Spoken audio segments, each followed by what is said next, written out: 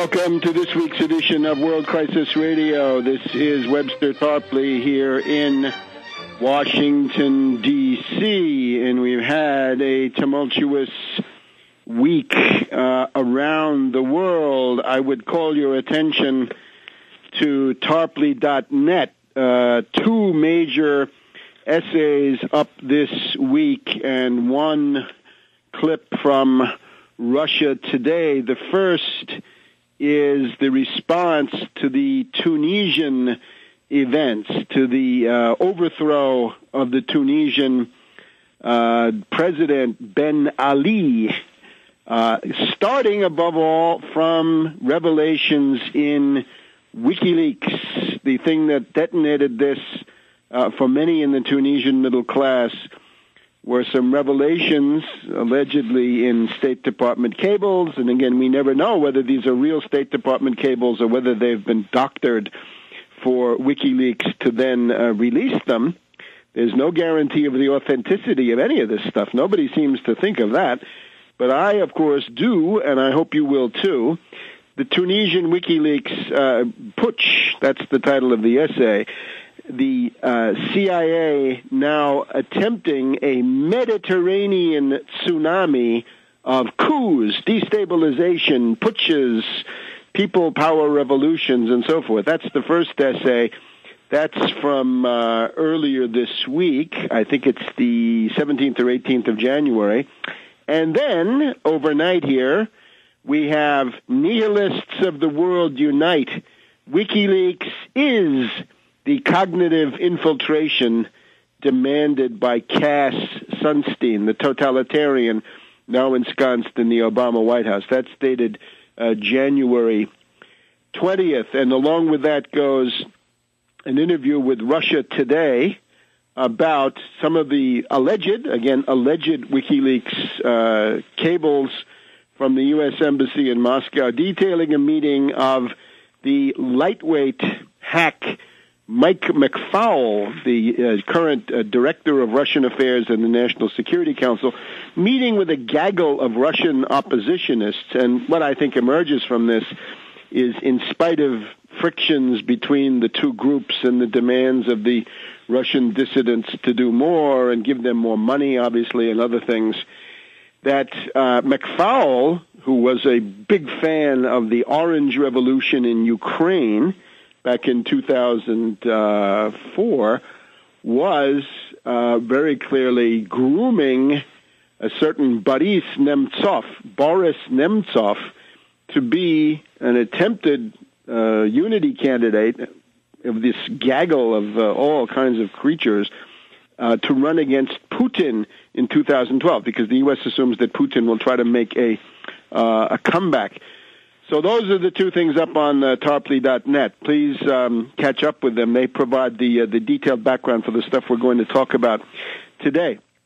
The reality in Washington right now is that as a result of the fall of Ben Ali's flight into Saudi Arabia 1 week ago almost, we have in the White House National Security Council, in the State Department, in the CIA, and elsewhere, a manic fit which assumes now that because of the success of the WikiLeaks method in Tunisia, it will be possible, they believe it will be, whether it's true or not is another story, that it will be possible to overthrow, or at least to seriously weaken, the governments of a whole series of countries, the monarchy of Morocco, the government of Algeria, where Boumediene is trying to engineer a succession inside his own family, Libya, where Colonel Gaddafi is attempting to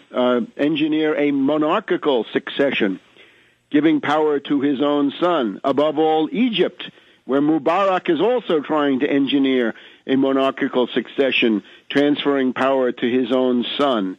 In Syria, where the Assad dynasty has now been around for 30 years, where the monarchical succession took place a couple of years ago, but the CIA now and the State Department believe that thanks to this WikiLeaks Assange model, they'll be able to overthrow or at least weaken and destabilize these governments. It might even go all the way to Saudi Arabia. Why not? Wouldn't it be better to deal with a weakened regime there? And so forth, to the various emirates of the Gulf and far beyond.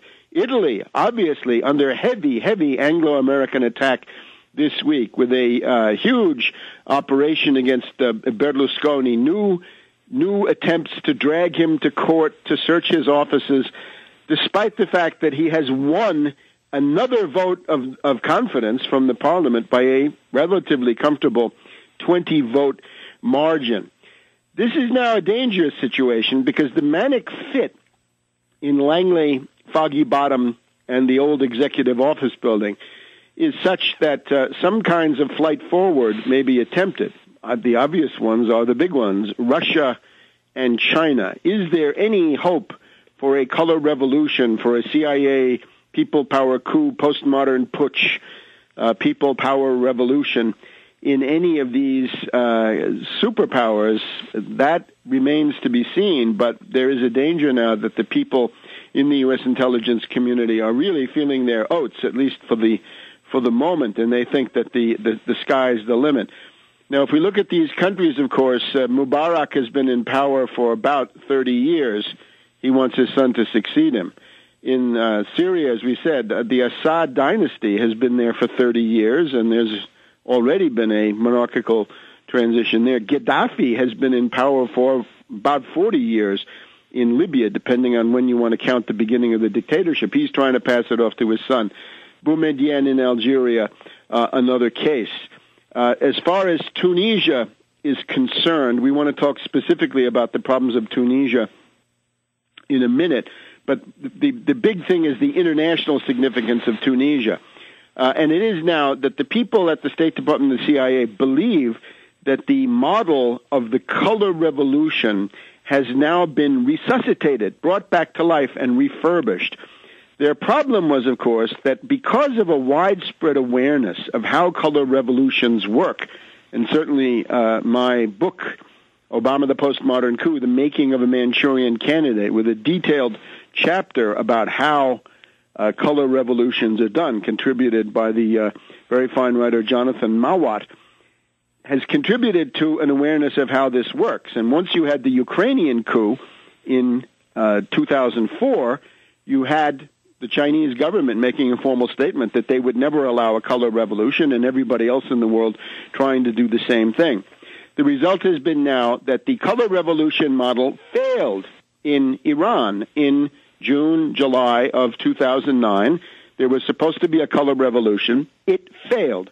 Where you are dealing with a government that has any kind of organized base and can fight back at that level also through cyber self-defense by blocking the various U.S. intelligence community-controlled websites, Google, Facebook, Twitter, and so forth, it is very hard to complete a successful color revolution. So the failure in Iran had been demoralizing the entire color revolution apparatus. And, of course, the failure in Iran came on the heels of a similar failure in Lebanon back in 2005, which was again due to the fact that here there was a substantial organized presence, and that happened to be Hezbollah with its mass organizations, its mass base, was able to successfully beat back the Cedars revolution at that point, which was popular among the wealthier